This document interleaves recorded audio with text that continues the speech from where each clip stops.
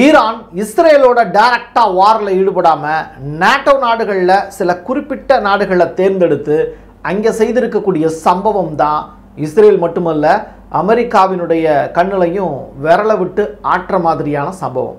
அது என்ன? நைம் காசிம், ஹிஸ்புல்லாவினுடைய லீடர், இப்போது எங்களை சரணடைகிறதுக்கு இஸ்ரேல் கட்டளை இடுறாங்க. கட்டளை இடுவது நீங்கள் ஒன்றும் கடவுள் அல்ல, நாங்கள் அடுத்து என்ன செய்ய போகிறோம் அப்படிங்கிறத வெயிட் பண்ணி பாருங்க அப்படிங்கிற ஒரு சூளுரை எடுக்கக்கூடிய வீடியோ ஒன்று வெளியாயிருக்கு. சிரியாவில் அமெரிக்காவுக்கே தெரியாமல் அல்சாரா செய்திருக்கக்கூடிய சம்பவம் ட்ரம்ப்பை பயங்கரமாக கட்டுப்புல ஆழ்த்தியிருக்கு. எனக்கு தெரியாமலே இந்த வேலையை நீ பார்த்துருக்க, உனக்கு என்ன தண்டனை கிடைக்க போகுது பாரு அப்படின்னு சிரியாவினுடைய HTS தலைவர் இருக்கார்ல, அவருக்கு சரியான ஒரு ஆப்பு வச்சிருக்காரு. அது என்ன? ஃபைனல் வார் அப்படிங்கிற ஒரு வார்த்தை இருக்குது. அது இஸ்ரேலுக்கும் ஈரானுக்கும் இடையில நிச்சயமாக நடக்கும். அதற்கான தேதி விரைவில் குறிக்கப்படும் அப்படிங்கிறது மட்டும் இல்லை, அதற்கான பிளானையும் இப்போ ஈரானுடைய ஃபாரின் மினிஸ்ட்ரியிலிருந்து சில விஷயங்களை தகவலாக சொல்லியிருக்காங்க. அதையும் சேர்த்து வச்சு தான் பார்க்க போகிறோம். வாங்க பார்க்கலாம் உறவுகளே. இது பிரசாத் சிக்னேச்சர். நீங்கள் ஒரு ஜேர்னலிஸ்டா இல்லை நியூஸ் ரீடரா வரணும்னு ஆசைப்படுறீங்களா? அப்படின்னா இது உங்களுக்கான பெரிய வாய்ப்பு. ஒரு பெரிய இலக்கோட அதற்கான முதல் படிக்கட்டு தான் இந்த பயிற்சி பட்டறை. தியரிட்டிக்கல் அண்ட் பிராக்டிக்கல் கிளாஸினுடைய முடிவில் சர்டிஃபிகேட்டும் கொடுக்கப்படும். தொடர்புக்கு 94493594 என் நம்பருக்கு காண்டாக்ட் பண்ணுங்க. நீங்கள் நம்ம சேனலுக்கு விளம்பரம் கொடுக்க விருப்பப்பட்டீங்கன்னா 94493594 இந்த நம்பருக்கு காண்டாக்ட் பண்ணுங்க.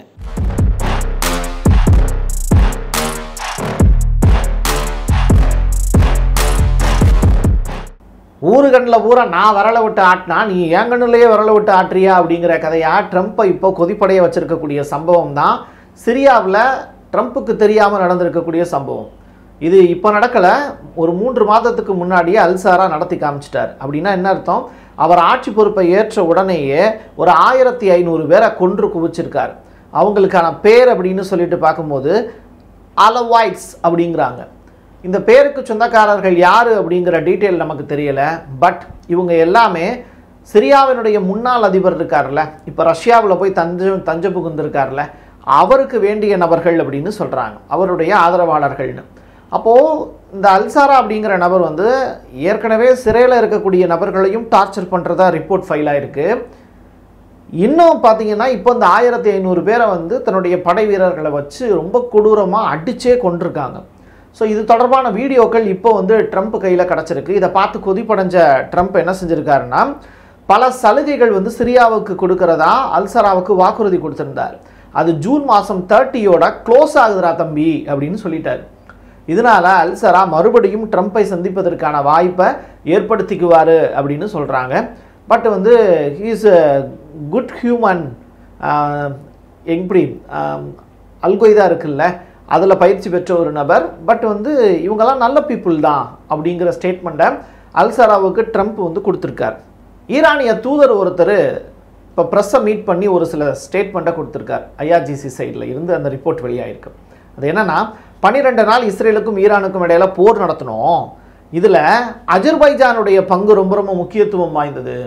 அஜர்பைஜானுடைய ஏர்பேஸை இஸ்ரேல் பயன்படுத்தியிருக்காங்க அப்படின்னு நாங்கள் நம்புகிறோம். இது தொடர்பாக அஜர்பைஜான் விளக்கம் கொடுக்கணும்.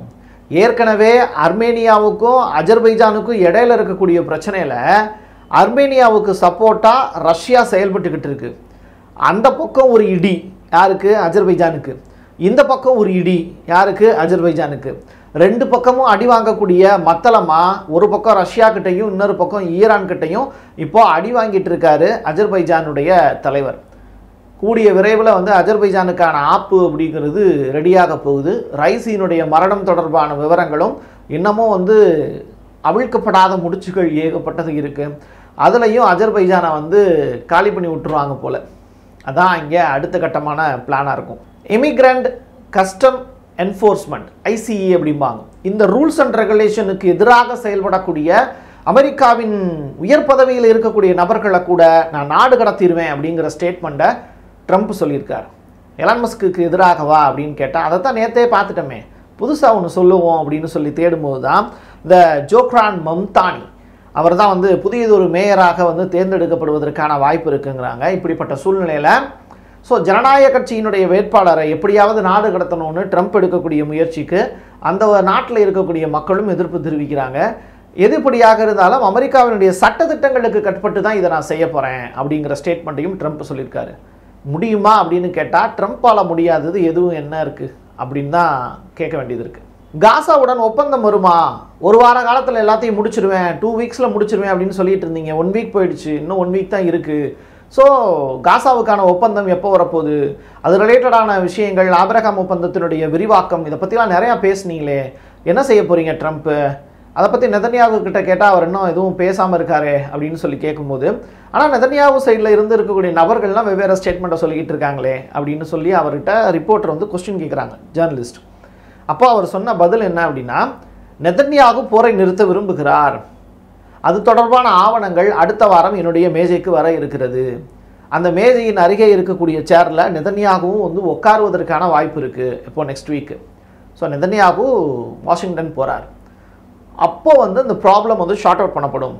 காசாவுக்கான அந்த போர் அப்படிங்கிறது முடியக்கூடிய தருவாயில் தான் இருக்குது அப்படிங்கிறத ட்ரம்ப் சொல்லியிருக்கார்.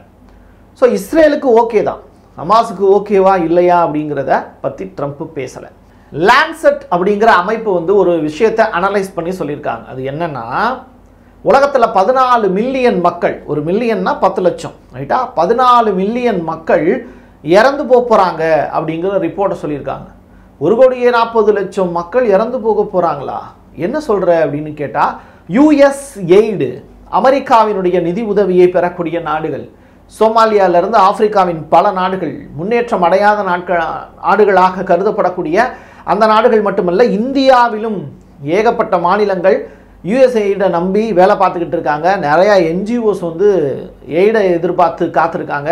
இவங்க எல்லாருமே கூடிய விரைவில் பசி பட்டினியில் சாக போகிறாங்க அப்படிங்கிற மாதிரியான ரிப்போர்ட்டை கொடுத்துருக்காங்க. ஸோ லான்செட் அமைப்பினுடைய இந்த ஆய்வு பற்றி ட்ரம்ப் எதுவுமே கவலைப்படலை. 2030க்குள்ள உலக அளவில் நாங்கள் இந்த மாதிரியான வேலையை வந்து நாங்கள் செஞ்சால் இவ்வளோ பேர் இறந்து போவாங்க அப்படின்னு அவங்க சொல்கிறாங்க. அதை பற்றி எனக்கு கவலை இல்லை. நான் 5-6 வருஷம் இருக்குல்ல இல்லையா, அதை பற்றி நான் எதுக்கு கவலைப்படணும்? ரெண்டாவது, அவர் கவலைப்பட வேண்டியது எது அப்படின்னா, நீங்கள் எல்லாம் மிடில் ஈஸ்டில் இருக்கக்கூடிய அகதிகள் வந்து அகதிகளை உள்ளே அனுப்புறதுக்கு வந்து பார்த்தீங்கன்னா அவங்க ஏற்றுக்கிறாங்களா? நான் மட்டும் ஏன் அமெரிக்காவில் மற்ற நாட்டுக்காரங்களை உள்ளே கூட்டு வந்துக்கணும்? என் நாட்டு மக்களுக்கு நான் சாப்பாடு போட்டுக்கிறேன், என் நாட்டு மக்களுக்கு நான் சலுகை கொடுத்துக்கிறேன், நான் எதுக்கு வெளிநாட்டுக்காரங்களுக்கு சலுகை கொடுக்கணும்? மிடில் ஈஸ்ட்லேயும் வந்து அகதிகள் வந்து வேறு நாட்டை சேர்ந்தவங்க இருக்காங்கல்ல, இப்போ ஈரான் வந்து எடுத்துப்பாங்களா? இல்லை காசாவில் போய் குடிபுகிறதுக்கான வாய்ப்புகள் இருக்கா? ஸோ நீங்கள் அங்கே வந்து மக்கள் வந்து குடிபுறுவதற்கான வாய்ப்பை ஏற்படுத்தி கொடுங்க. அதை செய்ய மாட்டீங்க. எல்லாத்துக்கும் அமெரிக்கா நல்லா இருக்குங்கிறதுனால தான் நீங்கள் வரீங்க அப்படிங்கிற தோரணையில தான் அவர் பேசியிருக்கார். இது ஒரு ஆய்வுக்குரிய விஷயம்தான். நம்முடைய சப்ஸ்கிரைபர் ஒருத்தர் இந்த கேள்வியும் கேட்டிருக்காரு. அதுக்கான பதில் என்ன அப்படிங்கிறத அந்தந்த நாடுகள் தான் சொல்லணும், நம்ம என்னத்தை சொல்கிறது. நைம் காசிம், ஹிஸ்புல்லாவினுடைய தலைவரை ஒரு முக்கியமான ரெக்வஸ்ட் ஒன்று இஸ்ரேல் சைட்லேருந்து வந்திருக்கு. அது ரெக்வஸ்ட்டாக நீங்கள் எடுத்துக்கிட்டாலும் சரி, ஆர்டராக எடுத்துக்கிட்டாலும் சரி, ஹிஸ்புல்லா சரண்டர் ஆகணும். இதுதான் இஸ்ரேலுடைய மிக முக்கியமான ஒரு விஷயத்தை பேசியிருக்காங்க. பட் நைம் காசிம் வந்து ஈரானுடைய வெற்றி உறுதி செய்யப்படும், அப்படி உறுதி செய்யும் போது ஹிஸ்புல்லாவினுடைய வெற்றியும் உறுதியாகும், மத்திய கிழக்கு நாடுகள் முழுவதும் ஈரான் ராஜாவாக திகழும், அவங்க தான் இங்கே கொடிகட்டி பறந்துக்கிட்டு இருக்காங்க, ஈரானுக்கு சப்போர்ட்டாக ஹிஸ்புல்லா தொடர்ந்து இயங்கும்னு சொல்லிட்டு தன்னுடைய அந்த மூதாதையர்கள் 1983 அவங்க எப்படி பாரம்பரியமாக ஃபாலோ பண்ணிக்கிட்டு இருக்காங்களோ அதே விஷயத்தையே ஹிஸ்புல்லாவினுடைய இப்போதைய தலைவரும் முழங்கி இருக்கிறார். ஆப்கானிஸ்தானில் நள்ளிரவில் நிலநடுக்கமா, நம்மெல்லாம் இங்கே தூங்கிட்டு இருக்கக்கூடிய நேரத்தில் இந்த ஊரில் இருக்கக்கூடிய மக்கள் இடையில 2024 கடைசியில் அவங்களுக்கு பெரிய அளவில் வெள்ள காடாக மாறி இருந்தது. ஆப்கானுடைய வீடுகள் எல்லாமே முழுக்க மண் மேடுகளால் தான் கட்டப்பட்டிருக்கு. அதாவது களிமண்ணில் தான் வீடே கட்டியிருப்பாங்க. அந்த களிமண் பூராமே வந்து வெள்ளத்தில் அடிச்சுட்டு வரப்பட்டது. நிலநடுக்கம் அபாயம் இருக்கிறதுனால அவங்க பெரிய பெரிய பில்டிங்ஸ் அப்படிங்கிறது அங்கே கட்டுறது இல்லை. மாறாக அவங்க ஆதி காலத்தில் இருந்து என்ன ஃபார்மட்டை அந்த ஊரில் ஃபாலோ பண்ணாங்களோ அது மாதிரியான கட்டடங்கள் தான், பழைய காலத்தில் இருக்கக்கூடிய நடைமுறை தான் இன்னமும் இங்கே ஃபாலோ பண்ணிகிட்டு இருக்காங்க. ஸோ இயற்கை பேரிடர் வரும்போது ஆப்கானிஸ்தானில் மிகப்பெரிய அளவிலான அழிவுகள் அப்படிங்கிறது வந்துக்கிட்டே தான் இருக்குது. அதில் ஒன்று தான் இப்போது 3.9 அளவிற்கான ரிக்டர் அளவுகளில் பதிவாக இருக்கக்கூடிய நிலநடுக்கம்.